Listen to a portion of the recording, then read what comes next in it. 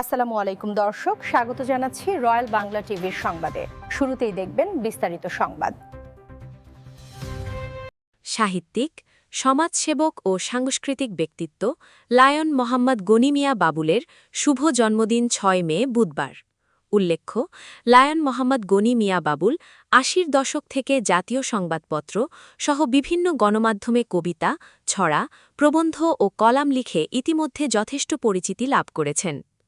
তার প্রকাশিত বইয়ের মধ্যে উল্লেখযোগ্য ছোটদের শিক্ষামূলক ছড়া ও গল্প, শুভ্রতা চলে গেছে নীরে, একটি কবিতা, ভালোবাসতে বাসতে, সিডর বিধ্বস্ত বকুলতলা, নীল জলে প্রেম, একটি বক্তৃতার পংক্তিমালা, নবম শ্রেণীর কৃষি শিক্ষা সহায়ক বই, কিছু কথা, কৃষি ডিপ্লোমা ভর্তি সহায়ক বই উল্লেখযোগ্য।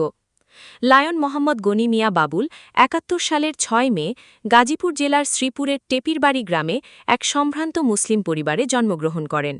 তিনি সমাজসেবায় বিশেষ অবদান রাখায় লায়ন্স ক্লাবস ইন্টারন্যাশনাল কর্তৃক প্রদত্ত আন্তর্জাতিক খ্যাতিসম্পন্ন মেলভিন জোন্স ফেলো, MJF সম্মাননা পদকসহ শ্রেষ্ঠ সংগঠক হিসেবে ২ শতাধিক সম্মাননা পদকে ভূষিত হয়েছেন।